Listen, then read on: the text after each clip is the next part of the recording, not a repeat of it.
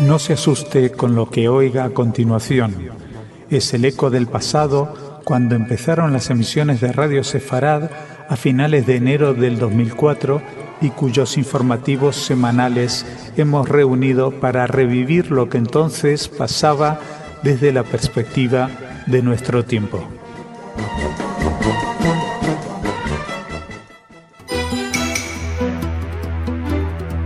Señoras, señores, bienvenidos a nuestro espacio informativo. Les vamos a hablar del caso Shalit. También les vamos a hablar de un supuesto acuerdo ficticio según alguna de las facciones palestinas para dejar de tirar cohetes sobre Israel, de Ahmadinejad, que ha viajado a Brasil, y de la desfachatez de un hijo de un nazi que ha mandado una carta proponiendo vender al Museo Yad Vashem unos artículos. No vamos a tener noticias culturales en el día de hoy, así que empezamos directamente hablando con Jordi. ¿Cómo estás, Jordi? Hola, Masha, muy bien. Bueno, cuéntame qué ocurre con el caso Shalit, que creo que Hamás está, pues barajando una lista de prisioneros. Así es, Masha. Una delegación de Hamás que llegó este lunes a Egipto tenía previsto estudiar con las autoridades egipcias una lista presentada por Israel con el nombre de 350 prisioneros palestinos para ser canjeados por el soldado israelí Gilad Shalit. Hamás aspira a conseguir la liberación de más de 1 millar de reos a cambio del soldado. Una fuente cercana aseguró que se espera que el asunto del canje se resuelva antes del próximo sábado, tal y como uno de los portavoces de Hamás en Gaza, Ayman Taha, había apuntado anteriormente al manifestar sus esperanzas de que se haga realidad el próximo viernes en coincidencia con la fiesta musulmana del sacrificio. La llegada de los representantes de Hamás a Egipto se produce al día siguiente de que el presidente israelí Shimon Peres entrevistara en El Cairo con su homólogo, con Hosni Mubarak. Peres confirmó que hay verdaderos progresos en la cuestión de Gilad Shalit, pero los detalles, según dijo, deben permanecer en secreto. No es la primera vez que tenemos noticias esperanzadoras, con lo cual vamos a esperar realmente a ver que esto se produzca. También la visita, según destacaban algunas de las fuentes palestinas, no guarda relación con el asunto de la reconciliación interpalestina y no se descarta que se trate durante las negociaciones con las autoridades egipcias el caso de las relaciones intrapalestinas. Y precisamente de los palestinos, de las relaciones entre distintas facciones, hablamos a continuación. Efectivamente, Masha, varias facciones palestinas desmintieron haber alcanzado un acuerdo con Hamás para dejar de lanzar cohetes contra Israel sin coordinación previa. Khaled al-Ghul, uno de los principales dirigentes del Frente Popular para la Liberación de Palestina, confirmó que Hamás pidió a su grupo parar los ataques con cohetes, pero indicó que este aún no ha respondido a la propuesta. El ministro del Interior del gobierno de Hamás en Gaza, Fatih Ahmed, desveló en una rueda de prensa un acuerdo con el resto de grupos armados palestinos para cesar los ataques no coordinados contra Israel, en particular con cohetes, aunque sin renunciar por ello a la lucha armada. Bueno, hay que destacar que además este fin de semana se ha vuelto a ver cohetes cayendo sobre Israel. Uno en concreto, afortunadamente, no causó daños. El ministro del Interior de Hamás, Fatih Ahmed, decía que la finalidad de este acuerdo sería el darle a los habitantes un respiro, teniendo en cuenta los resultados de la última guerra. Daría la impresión de que estarían replanteando el seguir atacando sistemáticamente a Israel. Sin embargo, algunos de los líderes, por ejemplo, de la yihad islámica, no abandonarían las armas, destacaron, con lo cual no parece previsible que esto sea así. En cualquier caso, todos los analistas destacan que es Hamás quien manda realmente en la Franja de Gaza, así que si realmente toman la decisión de que no se lancen más cohetes, ninguno de los otros grupos podrían lanzarlos. Y seguimos, hablamos de una visita polémica a Ahmadinejad en Brasil. El presidente de Brasil, Luiz Ignacio Lula da Silva, recibió ayer a su homólogo iraní Mahmoud Ahmadinejad en medio de críticas sobre la conveniencia o no de recibir a un mandatario cuestionado por varios países occidentales debido a su actividad nuclear. Ahmadinejad llegó a Brasilia, procedente de Senegal, y se reunió con Lula en el Palacio de Itamaraty, sede del Ministerio de Relaciones Exteriores, donde mantuvo una reunión de trabajo y clausuró un encuentro en el que participaron unos 300 empresarios de ambos países. Varias decenas de manifestantes, tanto favorables como contrarios a Ahmadinejad, se congregaron frente al Palacio de Itamaraty, donde las autoridades dispusieron un fuerte operativo de seguridad. Desde luego, la polémica ha sido bastante grande, incluso Lula ha tenido que salir a defender su decisión de recibir a Ahmadinejad y explicó que bueno, que no se saldría adelante si se dejara a Irán aislado, que si Irán es un actor importante en la discordia, entonces es importante que alguien se siente con Irán, que hable con Irán y que trate de establecer un punto de equilibrio. Estas son las palabras exactas del presidente de Brasil, quien recibía en los últimos días también al presidente de Israel, a Shimon Peres, y al de la Autoridad Nacional Palestina, a Mahmoud Abbas. Según fuentes oficiales iraníes, Ahmadinejad lo que pretende en este viaje es debatir con Lula sobre asuntos como la cooperación en el área de la energía nuclear y un futuro acuerdo de supresión de visados para los ciudadanos de ambos países, algo que preocupa mucho a los analistas internacionales, que ya han visto cómo la supresión de visados entre Irán y Venezuela podría representar el libre tránsito de algunos de los miembros más peligrosos del gobierno iraní a Latinoamérica y la asentación, por ejemplo, que se asienten grupos como Hezbollah con mucha más libertad en suelos latinoamericanos. Y vamos a ir terminando con una carta que recibió Yad Vashem. Así es, Masa. El Museo del Holocausto en Jerusalén recibió recientemente una proposición del nieto de Rudolf Höss, reconocido comandante del campo de concentración de Auschwitz, quien ofreció vender al museo objetos privados de su abuelo nazi. Funcionarios de Yad Vashem expresaron su indignación ante el hecho de que un pariente de un criminal intente obtener dinero de la memoria de la Shoah. Sin embargo, el museo aclaró a Reiner que puede donar los objetos con el propósito de continuar la memoria de los horrores del nazismo. Bueno, no confundir a Rudolf Höss con Rudolf Hess. La carta llegaba al Museo Yad Vashem con el título de Objetos raros Auschwitz, comandante Höss.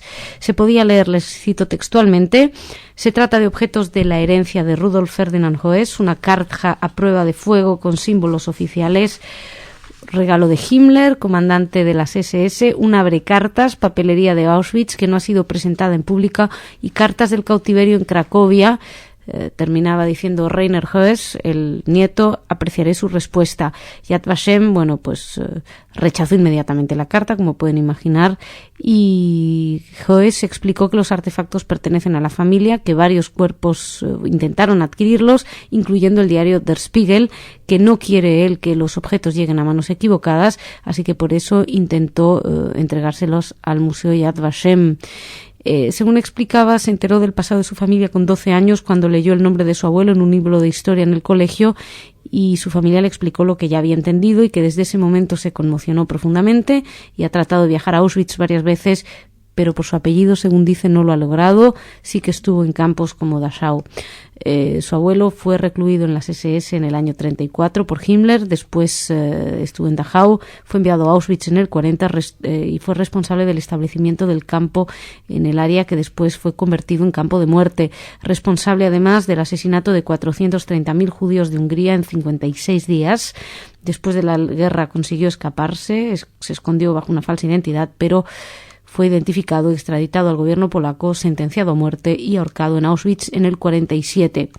Según el nieto, su postura es clara, está lejos de esa ideología. Desde que sus padres se divorciaron, cortó totalmente los lazos con su padre, que es el hijo de Rudolf. Lo interesante es que está completamente en contra, sin embargo, parece que no está en contra de sacar un pequeño beneficio económico vendiendo los recuerdos en vez de entregándolos para la memoria.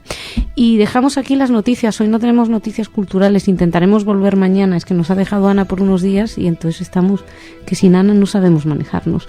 Pero vamos a intentar manejarnos sin ella en esta semana. Jordi, muchísimas gracias. Hasta mañana. Señoras, señores, muchas gracias por su atención. Mañana volvemos con más noticias.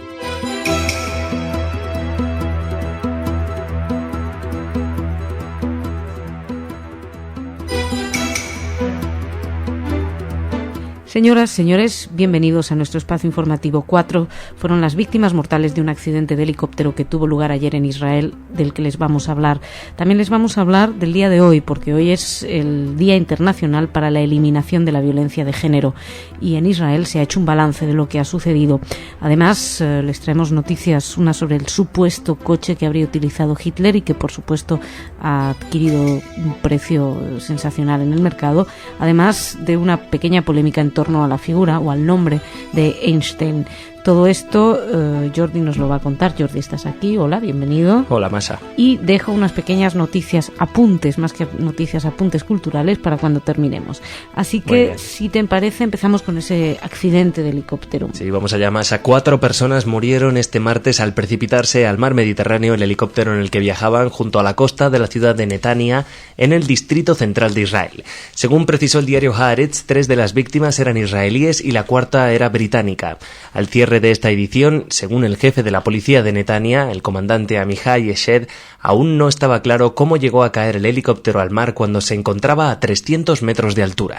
Lo único cierto es que las autoridades sí iniciaron una investigación y la policía y la Guardia Costera ya recuperaron los 4 cadáveres. Iremos sabiendo más acerca de este tremendo accidente. Y seguimos, les hablábamos del día de hoy, un día importante internacionalmente, y en Israel, pues ha habido reflexión al respecto. El Consejo de Ministros israelí sostuvo un debate para conmemorar el Día Internacional para la Eliminación de la Violencia contra la Mujer. Al inicio de la discusión y tras destacar la importancia mundial del problema, el primer ministro Benjamin Netanyahu remarcó que a nivel mundial se estima que 1/3 de las mujeres han sufrido violencia alguna vez en sus vidas. El primer ministro citó un estudio que indica que hay 150.000 mujeres maltratadas en Israel. 150.000 mujeres maltratadas y 7 fueron asesinadas hasta la fecha en el 2009, en lo que va de año, por sus maridos. La parte positiva es que en 2008 se ha notado un descenso de este fenómeno, gracias, según el primer ministro, a las diversas organizaciones que trabajan, y destacó la Autoridad para la Promoción de la Condición de la Mujer, además que dijo haber podido establecer él como primer ministro, así como otras organizaciones de mujeres, refugios, etcétera. Pero destacó Netanyahu, aún queda muchísimo por hacer y lo más importante es mantener una política de tolerancia cero para la violencia en general y de la violencia contra las mujeres en particular. Y ahora vamos a entrar en estas noticias, las llamamos curiosas. Lo que pasa es que si no fuera por lo tremendo, ¿no?, que hay en el trasfondo, en este caso es un millonario ruso y el supuesto coche de Hitler. Así es, Masa. Este millonario ruso compró el supuesto coche que usó Hitler por una cantidad entre 4 y 10 millones de euros. De acuerdo a lo informado por el diario alemán Kölner Express, el hombre, cuya identidad no fue difundida, le habría encargado la compra a un comerciante alemán de coches antiguos llamado Michael Frohlich. El vehículo corresponde a un Mercedes-Benz descapotable de 770K azul y que Hitler habría utilizado para sus desfiles. Sí, al parecer Frohlich habría descubierto que este coche fue vendido en Austria a finales de la Segunda Guerra Mundial. Lo que pasa es que por haber sido usado por este siniestro personaje, pues ya ven las cifras que alcanza en el mercado. De todos modos, la empresa alemana Daimler negó que fuera realmente el vehículo particular de Hitler. Dijo que es prácticamente imposible saber quién viajó a bordo y que recordaron que la Cancillería del Tercer Reich y otras autoridades tenían varias unidades del mismo modelo, así que muchos otros coches también en sus mismos parques móviles, y Daimler recordaba que Hitler además nunca tuvo permiso de conducir, con lo cual fue transportado en muchos coches distintos. Lo que es evidente es que quien sea que esté detrás ha sacado bastante dinero por esto. Y seguimos, terminamos ahora esta parte del informativo hablando de una pequeña discrepancia entre la Universidad Hebrea de Jerusalén y la Disney. Así es, Masha. Una coalición estadounidense ha pedido a la Universidad Hebrea de Jerusalén que retire el permiso que dio a la compañía Disney para emplear el nombre de Albert Einstein en una serie de vídeos infantiles. La campaña para una infancia libre de anuncios, formada por padres, educadores y expertos en salud, considera que Disney se aprovecha del respetado nombre del científico alemán para dar a sus productos de la gama Baby Einstein una apariencia de herramienta educativa. Iniciado en 1997 y comprado por Disney 4 años después, Baby Einstein es una serie de vídeos, DVD, libros y juguetes destinados a bebés y basados en un enfoque interactivo. Bueno, la cosa es que esto tiene que ver con un acuerdo económico. La universidad desde el 2005 firmó el acuerdo para darle a la compañía estadounidense el derecho de utilizar a Einstein a cambio de bastante dinero, más de 2,5 millones de dólares, que se destinan precisamente a mantener los archivos donados por Einstein. La Universidad Hebrea de Jerusalén tiene los derechos sobre la obra y la imagen de Einstein porque este ordenó en vida la cesión de todos sus escritos a ese centro al que él mismo había contribuido a crear cuando aún no había sido declarada la independencia del Estado de Israel. La universidad dice que no tiene constancia de la petición de la campaña y que en principio no les parece mal lo que hace la Disney. Y no te vayas, Jordi, porque te voy a contar dos cositas. Pues cuéntamelas. Cuento una, por un lado, Shoah, la película de Claude Lanzmann. Yo no sabía, pero parece ser que no había sido publicada en España nunca y por primera vez entra en el mercado español este documental de Lanzmann, que es probablemente la obra más importante con respecto a la obra artística, obviamente, porque hay mucho material recopilado, por ejemplo, por Spielberg de Supervivientes, pero bueno, el documental es un documental de casi 9 horas, si no me equivoco, donde se puede oír a testigos de la Shoah, perpetradores y supervivientes. Es interesante porque sí que lo hemos podido ver últimamente, ha sido programada en televisión, la segunda cadena. También sé que en el Círculo en el Bellas Artes también se organizó una proyección, el Bellas Artes de Bilbao. Bueno, pues ahora por primera vez se puede tener acceso a ello en España. Y te voy a poner a prueba, Jordi. Tú que eres nuestro experto deportista. Miedo me das. ¿Quién es Gretel Bergmann? Gretel Bergmann, no lo sé. No lo sabes. Bueno, pues te cuento que en el 1936 batió la marca nacional en salto de altura, pero era alemana y judía, con lo cual los nazis borraron esta proeza de los anales del deporte, ya que no querían que una judía los representara. Y la noticia es que 73 años más tarde la justicia, pues se ha hecho y Gretel Bergmann recibió ayer de la Federación Alemana el reconocimiento de manera oficial de la marca que le fue negada por los nazis y que además marginó a esta competidora para participar en las Olimpiadas. Un mes antes de que se iniciaran los Juegos Olímpicos, el 30 de junio, Bergmann tenía 22 años y consiguió la marca nacional de salto de altura. Dejó el listón en 1,60 metros. Pero, como les decía, los nazis no lo aceptaron y además ni siquiera la dejaron participar. Y ahora en el 45 Congreso, la Federación Alemana reconoció como récord alemán la actuación de Gretel Bergmann en 1936. Ligeramente tarde. Bueno, más vale tarde que nunca, ¿no? Pero más vale tarde que nunca. Ahí pasa los anales. Pues Jordi, muchísimas gracias. Gracias a ti, Masha. Nos vemos mañana, señoras, señores, muchísimas gracias. Mañana más aquí en Radio Sefarad.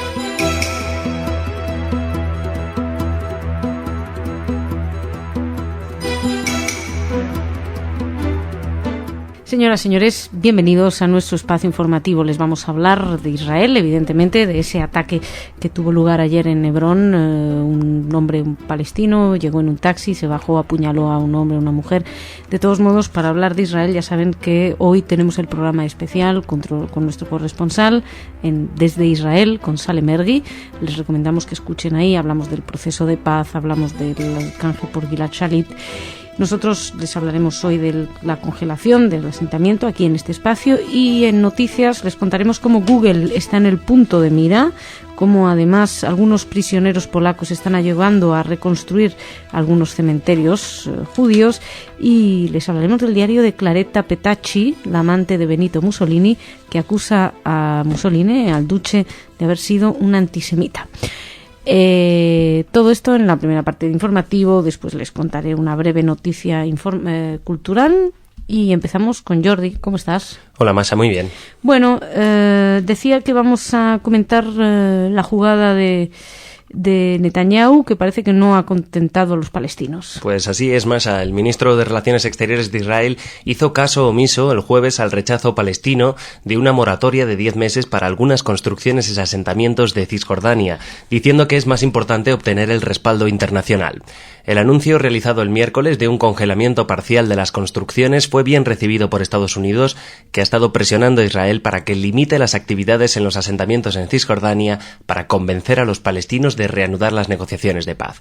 Sin embargo, la decisión del primer ministro Benjamin Netanyahu no respondió a las demandas del presidente palestino Mahmoud Abbas. Efectivamente, Abbas quería más. Él pidió la suspensión completa de las construcciones, pero sí ha sido muy aprobado por el gobierno de Estados Unidos y por otros y por otros gobiernos exteriores. De hecho, el ministro de Asuntos Exteriores, Avigdor Lieberman, ya ha dejado claro que la pelota está en el lado palestino ahora mismo. Como les decía al principio del espacio informativo, lo analizamos junto a Salem Ergui. Nosotros pasamos a hablarles de otra noticia, en este caso Google. Google está en el punto de mira. Y no es la primera vez, Masha, que hablamos de Google. La compañía difundió un mensaje en el que pide disculpas por los resultados ofensivos de las búsquedas de palabras como judío o Michelle Obama, incluida una imagen que caracteriza a la primera dama de Estados Unidos como un mono. En un mensaje que aparece en la zona reservada a anuncios patrocinados al efectuar una búsqueda con el nombre de Michelle Obama, el gigante de Internet lamenta que su buscador pueda mostrar contenidos ofensivos, aunque añade que no retirará ninguno de ellos. La compañía, que asegura que no apoya en absoluto las ideas que se desprenden de esos contenidos, explica en su anuncio que a veces las búsquedas de Google pueden producir resultados perturbadores incluso cuando las peticiones son inofensivas. Bueno, pues igual que con el tema de la primera dama norteamericana, también en el texto se puede leer que Google explica que si se ha usado Google últimamente para buscar la palabra judío, puede que se haya encontrado uno con resultados muy inquietantes, dice el mensaje de la empresa. Da las mismas explicaciones y, según dice, las sutilezas del lenguaje provocan que aparezcan anomalías que son impredecibles. El comunicado aparece cuando uno busca las páginas web que contengan la palabra Jew, o sea, judío en inglés, en relación a un resultado de búsquedas que alude a la negación de la Shoah. En el caso de judío, esto ha ocurrido porque se utiliza en muchas ocasiones en un contexto antisemita. Esto es, según explica Google, no ocurre con los términos judaísmo o judíos. La compañía explicaba que su prioridad es la integridad de los resultados de búsqueda, así que descarta eliminar páginas de los resultados simplemente porque su contenido sea impopular o porque se reciban quejas al respecto. Solo piensa en eliminar las páginas si se cree que el sitio web viola las reglas de uso, si se cree que la ley los obliga o bajo petición del responsable de la página en cuestión. Con lo cual se ve que lo de judío en términos antisemitas y la primera dama como un mono no molesta, no resulta ofensivo para los de Google. Y seguimos. Vamos a hablar ahora de la reconstrucción de los cementerios judíos. Curiosa iniciativa en Polonia. Alrededor de una decena de prisioneros polacos y detenidos están trabajando para rescatar cementerios judíos que están deteriorados. Muchos cementerios judíos están en mal estado con el paso de las décadas y por eso es importante la renovación liderada por el Ministerio del Interior de Polonia para revertir este proceso. El historiador Andrzej Kostka sostuvo que los prisioneros ayudaron a descubrir tumbas perdidas e inscripciones en hebreo. 10 prisioneros de Polonia forman parte de este programa, reciben instrucciones sobre religión y cultura judía antes de empezar a trabajar, así que no solamente están reconstruyendo, sino también están comprendiendo lo que está pasando y lo que están haciendo. De hecho, uno de los convictos explicaba que habrá tiempo para reflejar en la vida sus errores, pero que hacer el trabajo para otros ayuda a su autoestima. Uno de los cementerios donde se está trabajando es Trzewinia, que está a 30 kilómetros al norte de Auschwitz, y explicaba el preso mismo, la gente que va ahí a buscar a sus abuelos o bisabuelos, pues se encuentran contentos cuando encuentran la tumba que pertenece a un familiar. Seguimos, les hablamos ahora de ese diario de la amante de Mussolini.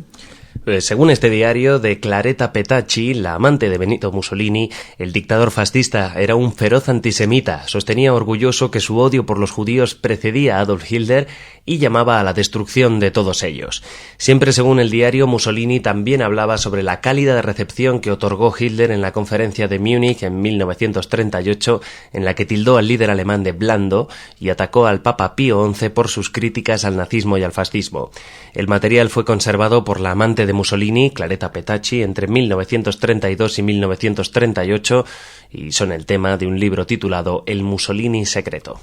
Es curioso porque estos diarios han sido considerados por los historiadores, tal y como informaba la agencia judía de noticias, como diarios convincentes, que refuerzan la imagen de Mussolini, de que era un gran antisemita y que, han alertado también de que hay que recordar que son los diarios de la amante, no del mismo Mussolini, así que deben ser tomados con ciertas precauciones. Son diarios que, como decía, refuerzan esa idea de un Mussolini racista cuando se había planteado que había sido más blando que Hitler y, según habría dicho, Mussolini, leo textualmente una frase supuesta sacada del diario: he sido racista desde 1921, no sé por qué todos dicen que imito a Hitler. Habría hecho estas declaraciones en el 38. También le habría dicho a su amante que los judíos son desagradables y que hay que destruirlos a todos, y los habría llamado sus enemigos y reptiles. Como ven, la competición es para ver quién es más antisemita. En cualquier caso, antes de despedirnos, les cuento que hemos podido leer en el diario Aurora Digital que la banda israelí Aidan Reichel Project reúne artistas de África, Europa y América, apuesta por la música como la gran arma a favor de la tolerancia para mostrar la cara de la gente real de Israel. Así lo dijo Aidan Reichel, que es el verdadero líder de esta banda, y que hay un artículo en este diario Aurora Digital donde hablan de la verdadera cara de Israel mostrada por el Aidan Reichel Project, un proyecto abierto que integra 85 músicos de folclores de países como Etiopía, España, Colombia, Uruguay, Marruecos o Israel. Es una visita que están haciendo a Buenos Aires, con ese motivo saca Aurora Digital esta nota, y se enmarca en una gira que abarca Chile y Uruguay, que va a incluir la participación de artistas latinos que aportarán su voz a un repertorio con mezclas de jazz, baladas, músicas electrónicas. Aidan Reichel, aquí en Radio Sefarad lo hemos oído en varias ocasiones. Y nos vamos. Señoras, señores, muchas gracias. Jordi, muchas gracias. Jordi, Shabbat Shalom, buen fin de semana. Señoras, señores, Shabbat Shalom, buen fin de semana. Y seguimos aquí en Radio Sefarad para ustedes.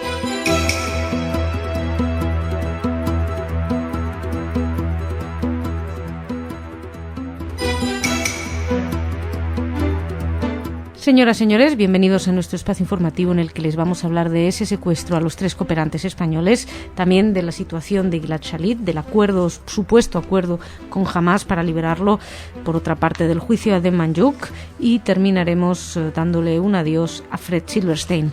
Todo esto será en la primera parte del informativo. En la segunda, Ana nos va a traer noticias de corte cultural, porque Ana ha vuelto y se va a ocupar de informarnos mejor de lo que pudimos informarnos la semana pasada, culturalmente hablando. Empezamos con Jordi, ¿cómo estás? Muy bien, Masha, estupendamente. Bueno, teníamos esta noticia que desde luego ha conmocionado en España. Además se sospecha que está detrás Al-Qaeda de este secuestro. Así es, Masha, porque 3 cooperantes españoles fueron secuestrados en Mauritania mientras participaban en una caravana solidaria promovida por la ONG Barcelona Acción Solidaria. Según anunció el ministro de Asuntos Exteriores, Miguel Ángel Moratinos, efectivos de la Guardia Civil desplegados en Mauritania para luchar contra la inmigración ilegal participarán en la búsqueda de los 3 catalanes secuestrados el domingo a unos 170 kilómetros de Nuakchot. La Guardia Civil tiene en Mauritania unos 30 agentes que operan 2 patrulleras, un buque oceánico y un helicóptero. Los secuestrados son Albert Vilalta, Alicia Gámez y Roque Pascual. Los 3 viajaban en el último todoterreno de una caravana de 14 vehículos cuando fueron abordados por unos desconocidos que, según todos los expertos, apuntan a que pertenecían a Al-Qaeda, a una especie de sucursal magrebí de Al-Qaeda. En este caso, directamente por el ministro de Asuntos Exteriores español, el hecho ha sido calificado de acto terrorista, cosa que curiosamente no lo fue con el secuestro del Alacrana.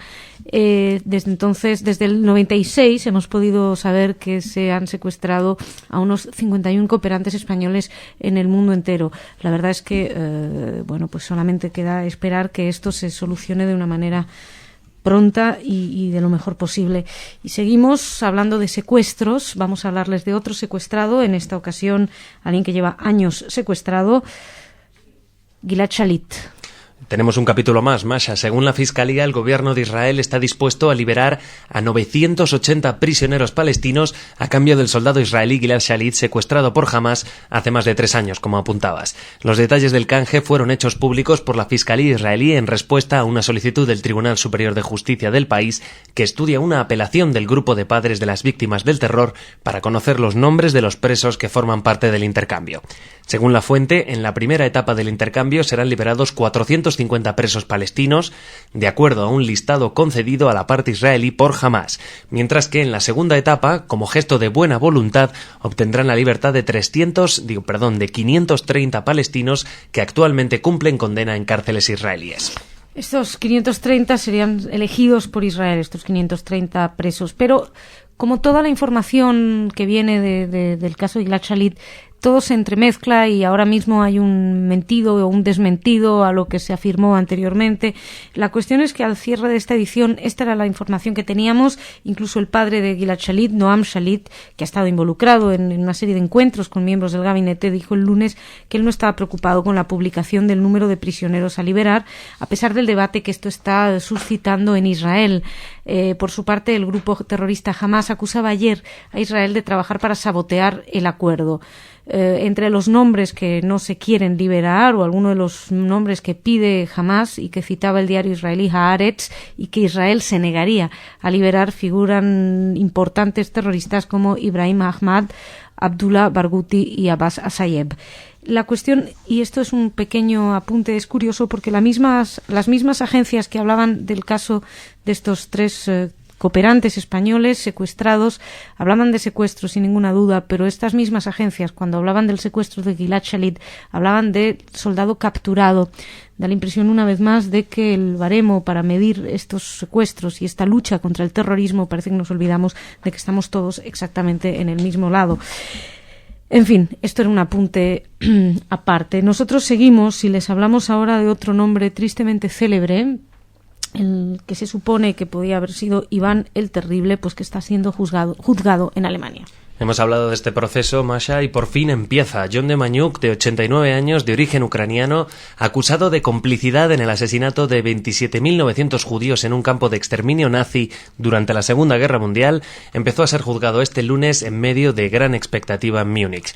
El acusado, que ocupa el primer lugar en la lista de criminales de guerra nazis aún vivos, establecida por el Centro Simón Wiesenthal, entró a la sala de audiencias en una silla de ruedas debido a sus problemas de salud. Al reanudarse por la tarde la sesión, fue llevado a la audiencia en camilla, cubierto completamente por una manta blanca. Bueno, la situación es que este hombre está siendo juzgado, este apátrida, que fue guardián durante 6 meses en el 43 del campo de exterminio de Sobibor. Durante ese periodo, unos 27.900 judíos, sobre todo holandeses, fueron asesinados en las cámaras de gas y, de acuerdo con la Fiscalía, debería haber participado en ese exterminio. Demjanjuk, por su parte, desmiente haber estado en Sobibor en esas fechas. Este es el que será probablemente uno de los últimos grandes juicios contra los crímenes cometidos durante la era nazi y ha empezado con retraso, como saben, por todo el juego de los abogados de Demjanjuk con el tema de la salud. Al final, los médicos atestiguaron que es apto para ser juzgado. En la sala, han entrado supervivientes de Shoah, descendientes, numerosos periodistas. Es un juicio que despierta muchísima expectación. Ha habido incluso, imágenes terribles de hijos de supervivientes con fotos de Sobibor, etcétera.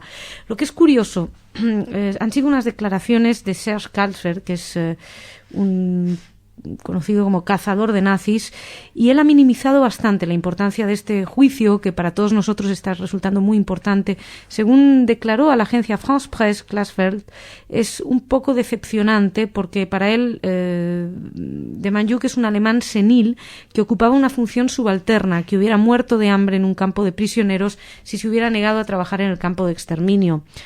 Habló de los anteriores procesos contra los criminales de guerra y dice que es una lástima que eso termine en agua de borrajas, que se está juzgando a la infantería del crimen, que los juicios actuales o los futuros juicios contra nazis se refieren a personas que tenían 20 años en la época, guardianes, asesinos de los grupos de intervención, y que, pues obviamente aspiraba a juzgar cargos más importantes. De hecho, Klasfeld fue quien consiguió que se juzgara a Klaus Barbie, entre otros, un jefe alto de la Gestapo de Lyon, que fue condenado a cadena perpetua. Y seguimos, vamos terminando, hablamos de la Shoah, de supervivientes, pues moría en Nueva Zelanda uno importante. Se trata de Fred Silverstein, superviviente de Auschwitz, que prestó declaración en los juicios de Nuremberg y falleció en Nueva Zelanda a los 80 años de edad. Silverstein, quien solo tenía 14 años cuando fue llevado a Auschwitz en 1943, pasó gran parte de su vida educando a los neozelandeses acerca de los horrores de la Shoah y de los peligros del racismo. El presidente del Consejo Judío de Nueva Zelanda, Stephen Goodman, lo describió como un tzadik. Tzadik, un justo, no entre las naciones. Durante 60 años, explicaba Goodman, trabajó incansablemente dando testimonio de los horrores de la Shoah.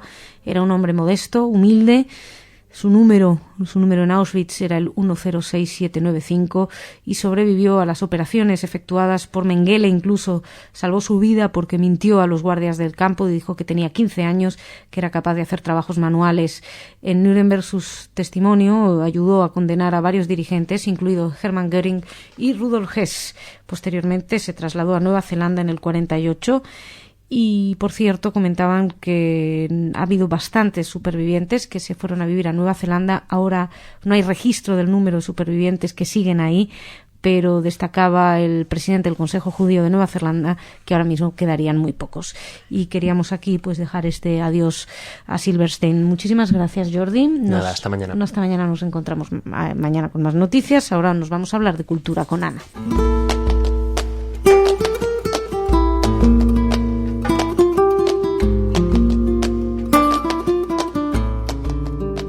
Ana, por fin has vuelto. Aquí estoy. ¿Cómo estás, Masha? Pues te he echado mucho de menos, la verdad. Las noticias culturales sin ti no son lo mismo. Casi ni son noticias ni son culturales. En fin, ¿qué nos traes? Aquí estamos. Muy bien. Empezamos con una exposición que presenta el Museo Judío de Béjar, de la obra de Koti Ben-Dahan, que ya conocemos muy bien aquí en Radio Sefarad. Seguramente la recuerdan del programa El Arte de Cuidarse. El Arte de Cuidarse, efectivamente. El Arte de Crecer, creo también, ¿no? ¿O sí? ¿O me lo estoy inventando? Sí. No, tienes razón, tenía dos, sí. Es verdad, no me acordaba. Pues ella también es pintora, entre sus talentos, y presenta unos óleos sobre así momentos simbólicos sobre todo de fiestas judías, que se pueden ver hasta el 13 de diciembre en el Museo Judío de Béjar. Bueno, hay un cuadro especialmente de Koti que me gusta mucho. Ajá. O sea, me gustan todos, pero hay uno concreto que me gusta mucho. Así que no sé. A ver si está ahí. A ver si está, y quienes vayan, si nos quieren mandar un mail y luego nos comentan su opinión, pues estaría bien. Parece muy bien. ¿Qué más? En estos días, esta semana, la Escuela Municipal de Música y Danza de Errenteria Musical en Guipúzcoa presenta un taller con el bailarín israelí Sharon Lavi, que imparte un curso de claqué. Parece que él es así un gran coreógrafo y bailarín de claqué, es de Israel. Estuvo ¿Dónde? ¿A qué hora? En Guipúzcoa. Vaya, no llego. Me encantaría esto. Sí, la verdad es que suena muy bien. Él tiene una carrera impresionante con muchos premios. Bailó en París, en Nueva York, en todos los centros impresionantes. Y aquí está esta semana con los estudiantes de la Escuela de Danza de Guipúzcoa, enseñándoles algunas de sus técnicas. Qué suerte. ¿Y qué más tenemos? Y terminamos en Vigo, que esta semana, comienza hoy, del 1 al 4 de diciembre, la primera semana de cinema israelí, presentada por Casa Sefarad de Israel y la Asociación Gallega de Amistad con Israel, que organizan esta presentación de 4 películas que pueden ver en los cines norte a las 8 de la tarde. Primero será La Banda Nos Visita, después Los Limoneros, el famosísimo Vals con Bashir y terminando con Caminar sobre las aguas. Sin duda películas muy destacadas de los últimos años. Y para quienes estén interesados, tuvimos una entrevista en el celuloide elegido cuando tú nos abandonaste y nos dejaste solos a nuestro Pues me alegro saber que aquí están ustedes, que también cuando los abandono unos días... Se hace lo que se puede, pero no se puede mucho, ¿eh? Que no se repita. Aquí estoy mañana. Vale, aquí te esperamos mañana, Ana. Muchas gracias, señoras, señores. Ustedes también no nos fallen, que ya ven que la cultura ha vuelto a Radio Sefarad. Muchas gracias.